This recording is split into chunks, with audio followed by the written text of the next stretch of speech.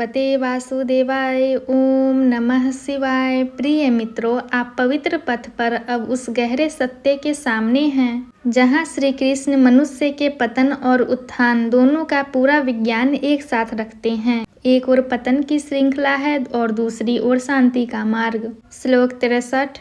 क्रोध से मोह उत्पन्न होता है, मोह से स्मृति का भ्रम हो जाता है, स्मृति भ्रंश से बुद्धि नष्ट हो जाती है और बुद्धि के नाश से मनुष्य का पतन हो जाता है। मित्रों, यह श्लोक मनुष्य के पतन की पूरी प्रक्रिया को स्पष्ट रूप से सामने रखता है। पहले हमने देखा विषयों का चिंतन, आसक्ति, कामना, क्रोध। अब आगे क्रोध से मोह। जब क्रोध आता है तो मनुष्य सही और गलत का भेद भूलने लगता है। फिर मोह से स्मृति भ्रंश। यहाँ स्मृति का अर्थ है सही ज्ञान, सही मूल्य, जीवन के सिद्धांत। क्रोध में मनुष्य सब भूल जाता है। फिर बुद्धि का नाश। जब स्मृति ही चली गई तो निर्णय लेने की क्षमता भी कमजोर हो जाती है और अंत में पतन। मित्रों, यह प्रक्रिया बहुत तेज होती है। एक छोटा सा क्रोध पूरे व्यक्तित्व को हिला सकता है। इसलिए कृष्ण हमें शुरुआत में ही सावधान करते हैं। यदि हम आसक्ति और इच्छा को समझ लें तो यह पूरी श्रृंखला रुक सकती है। श्लोक 64।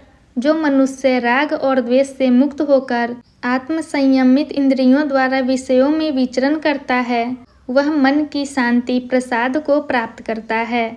मित्रों, अब कृष्ण उत्थान का मार्ग बताते हैं। राग और द्वेष से मुक्त होना। राग अत्यधिक लगाव, द्वेष अत्यधिक विरोध। जब मन इन दोनों से मुक्त होता है तब वह संतुलित हो जाता है। फिर आत्मसंयमित इंद्रियां, अर्थात इंद्रियां हमारे नियंत्रण में हो, हम उनके नियंत्रण में न हो। फिर कृष्ण कहते हैं वह विषयों में विचरण करता है। इसका अर्थ यह नहीं कि वह संसार छोड़ देता है। वह संसार में रहता है लेकिन आसक्त नहीं होता, जैसे कमल जल में रहता है लेकिन जल से अछूता रहता है। और परिणाम प्रसाद। यहाँ प्रसाद का अर्थ है मन की शांति, भीतर की निर्मलता, संतुलित अवस्था। मित्रों, यह बहुत सुंदर स्थिति है। न अत्यधिक लगाव, न अत्यधिक विरोध, बस संतुलन और शांति। प्रिय मित्रों, इन श्लोकों में गीता हमें यह सिखाती है क्रोध से पतन की शुरुआत होती है और संतुलन से शांति की। आसक्ति और द्वेष दोनों ही मन को बांधते हैं और आत्मसंयम मन को मुक्त करता है। यदि हम राग द्वेष से ऊपर उठ जाए तो जीवन सरल हो जाता है और मन शांत हो जाता है। अब आगे कृष्ण बताएंगे इस शांति से बुद्धि कैसे स्थिर होती है और क्यों अशांत मन कभी सुख नहीं पा सकता। गीता अब शांति और अशांति के अंतिम अंतर को स्पष्ट करने वाली है। पवित्र पथ के साथ बने रहिए।